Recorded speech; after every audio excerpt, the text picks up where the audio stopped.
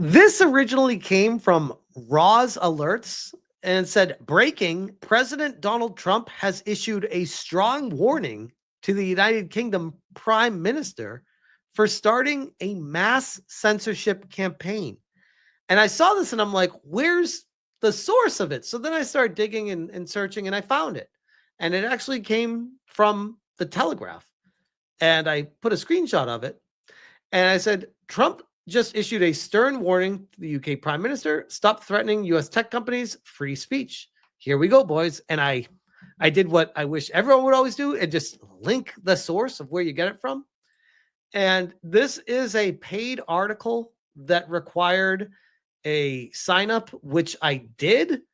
The first 7 days are free with cancellation.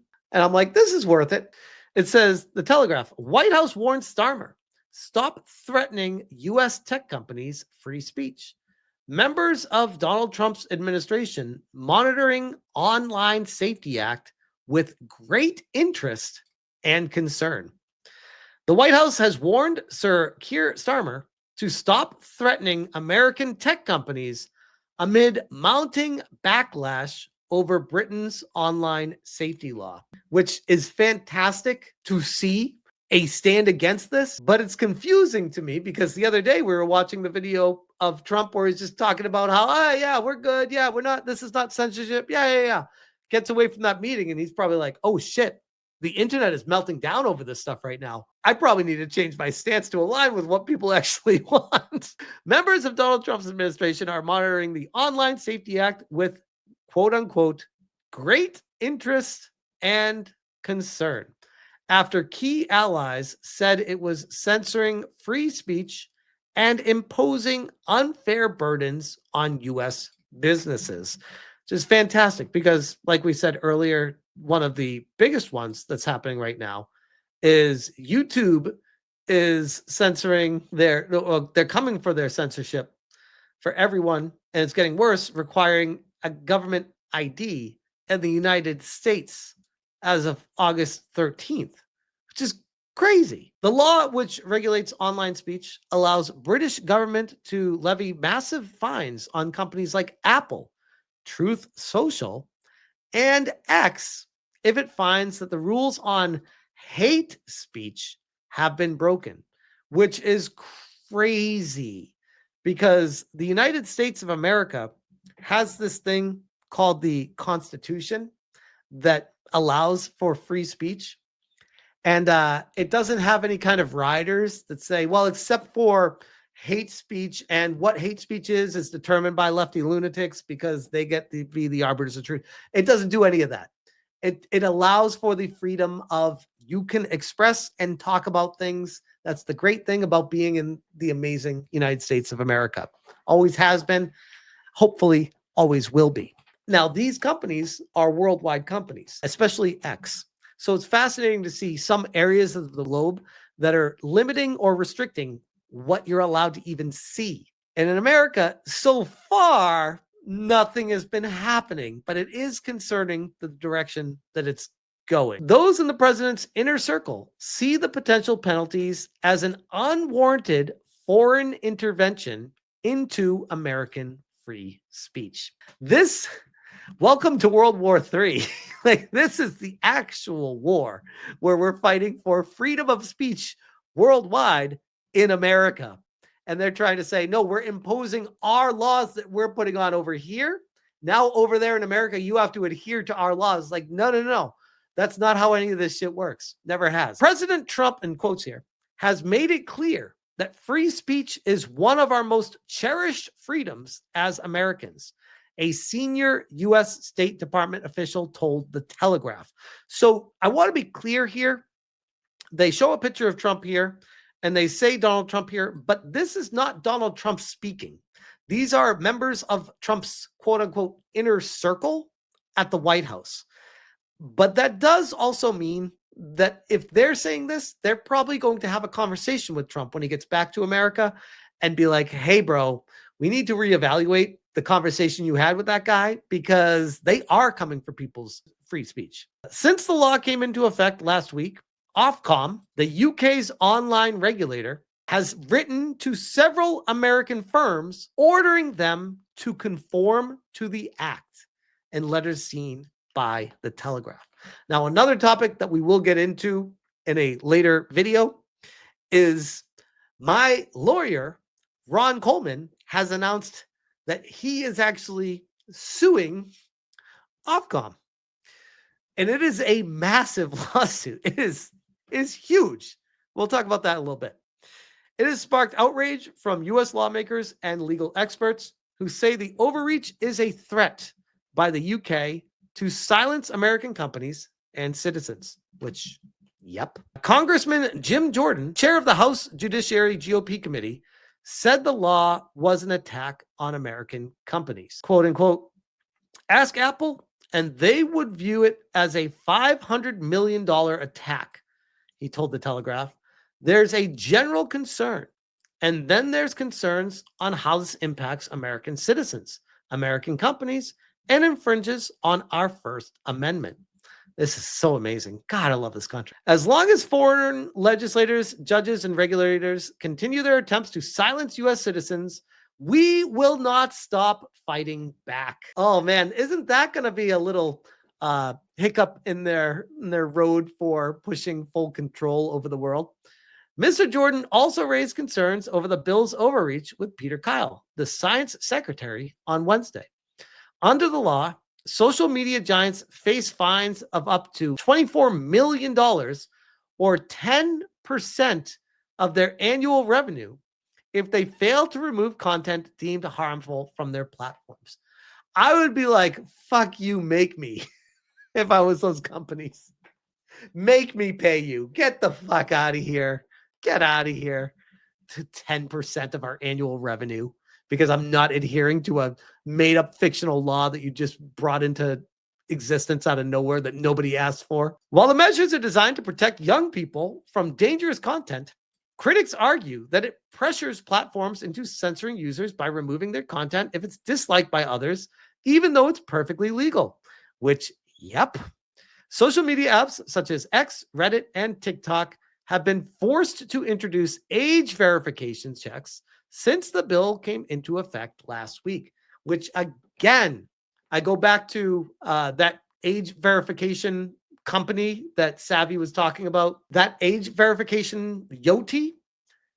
I can guarantee you, quote me on this, by the way, because in time, the truth will come out that people working at Yoti are intertwined with people at the government, and there is money exchanging hands there. I'm telling you right now, I am guaranteeing it, that there is some nefarious acts happening behind the scenes between the two. The warning to Sir Keir is the latest sign of Donald Trump's willingness to intervene in domestic British affairs amid a growing transatlantic rift over the protection of freedom of speech, which, by the way, again, we have enjoyed an amazing time of freedoms worldwide on the internet for the most part. Outside of China and North Korea, the world, and Russia, I guess, too, the world has been very connected to everyone. During his meeting with the Prime Minister in Scotland, Mr. Trump warned Sir Keir not to censor his social media platform, Truth Social, which we watched that video the other day. And yeah, he warned him, but it was like joking, laughing. It almost felt like they were going to go hit some golf balls afterwards, like they weren't actually taking it seriously. And I was frustrated at the approach that Trump had with that. But it sounds like I'm not the only one. And it sounds like people got back to him like, bro, this is a very serious issue that you were taking way too lightly. Well, I don't think that he's going to censor my site because I only say good things, Mr. Trump said. In May, the Telegraph revealed that the president sent U.S. officials to meet British pro-life activists over censorship concerns. The diplomats from the Bureau of Democracy, Human Rights, and Labor traveled to London in March in an effort to affirm the importance of freedom of expression in the UK and across Europe. God, imagine all the money that gets spent and wasted on all this stuff. Led by Samuel Sampson, a senior advisor in the State Department, they met with officials from the Foreign Office and challenged Ofcom over the Online Safety Act, which this whole Ofcom situation, very, very interesting that we'll get into, like I said, in another video. Since then, the Trump administration has also raised questions about the conviction and sentencing of several high-profile cases like that of Lucy Conley. Conley, a former childminder and the wife of a conservative counselor, is currently serving 2.5-year jail sentence over a social media post published in the wake of the killings of 3 girls in Southport. Wait, she's serving a 2.5-year jail sentence for a social media post? Are we fucking serious? UK? What? After rumors spread online that the killer was an illegal migrant, Conley called for deportation now and added, set fire to all the asylum hotels for all I care. Based? 3 court of appeal judges rejected the 42-year-old. I mean, this is why I love America, by the way. Application last week, meaning she will not be released before August. That is insane. This is fucking insane. Hundreds of years from now, assuming we don't all blow ourselves up, they're going to look back at this being like, look at how retarded people were back then. And no case has raised concerns in Washington more than the prosecution of Livia Toski-Bolt, an anti-abortion campaigner. The 64-year-old was handed a 2-year conditional discharge and ordered to pay $26,000 in costs for breaching a buffer zone while praying outside. Praying? What? At the time, the case threatened to jeopardize Sir Keir's trade deal with the United States. This is insane. And a highly unusual intervention. The State Department's BDHL posted a statement on X saying, "We are monitoring Ms. Toski-Bolt's case.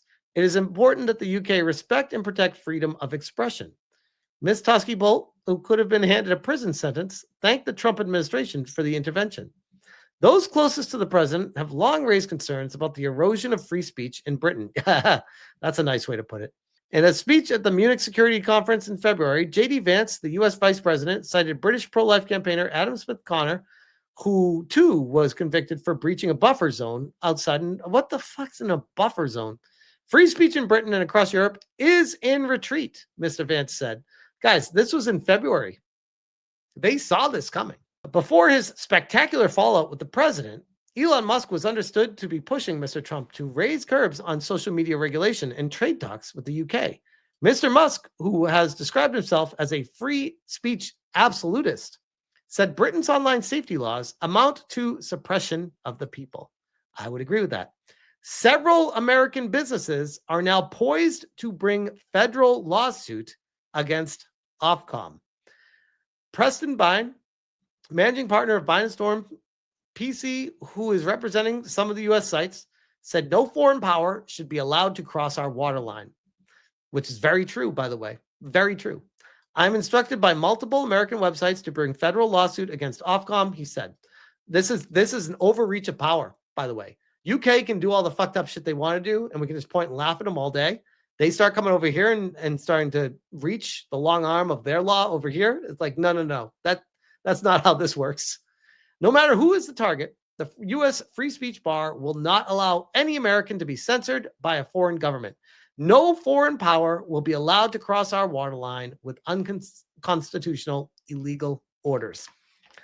Oh, God. Guys, it's only going to get more crazy and worse from here on out before it eventually gets better. But I do have faith in this great country of America. And I'm so happy to live here. As shitty as things can be, it always seems to go back to, yeah, but we're fucking America. And when our rights get threatened, we come back in full force and we take those rights right back. And it's amazing. So we'll see what happens with this one. I'll definitely be following it closely. And we will have a follow-up story regarding Ofcom and my lawyer, Ron Coleman, suing Ofcom, which is insane. I need a drink. All this in the face of Hulk Hogan passing away, by the way. That'll make you wonder. Dick McStuffin says, how fucked would we be if Kamala had won? I do wonder. I don't want to think about it, though. Kamala means horrible in Finnish. It also means horrible in America.